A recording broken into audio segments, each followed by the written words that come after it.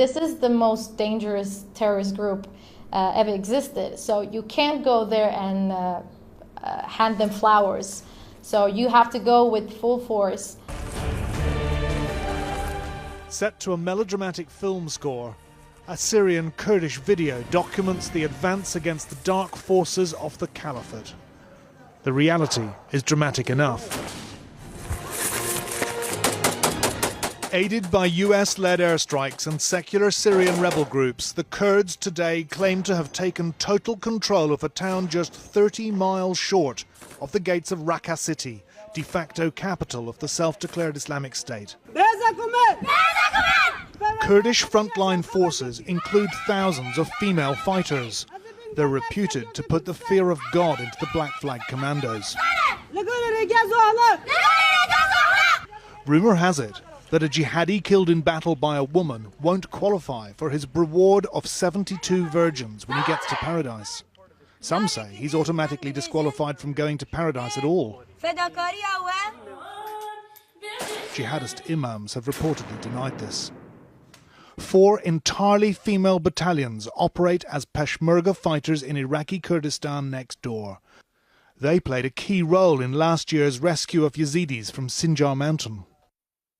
Diana Nami is a Peshmerga veteran who says if IS wins, women lose control of their lives, their homes and their bodies. ISIS actually what they have done against the women by raping them, by selling them as a slave in the market and by killing them. So it's a role to show that to ISIS and all the world that women can defend themselves.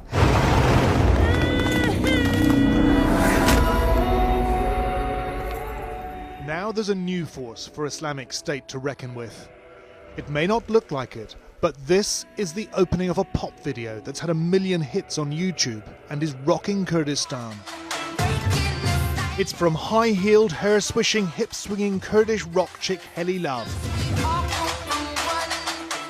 She's the raunchy bang-bang bling-bling cheerleader of the battle against the Caliphate. But her message is confused. Bullet bracelets and gold-plate Kalashnikovs cheer on the peace-loving people of the world, resolved to keep on fighting.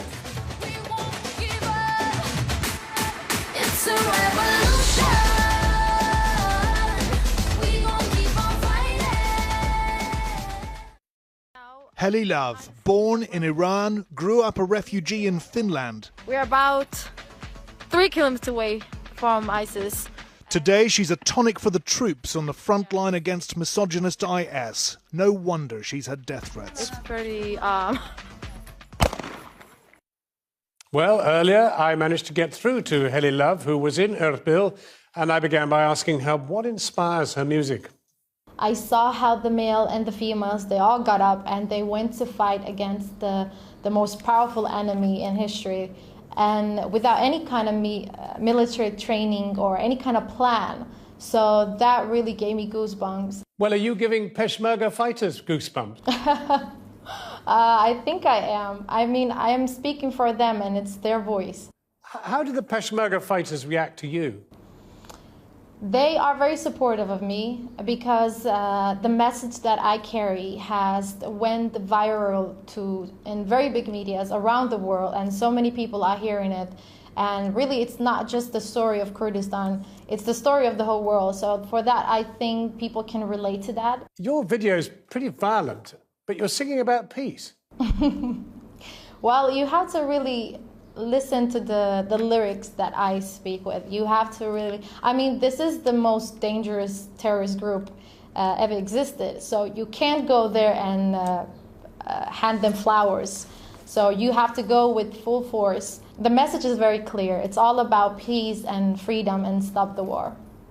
But are you personally at risk because of the role that you're playing?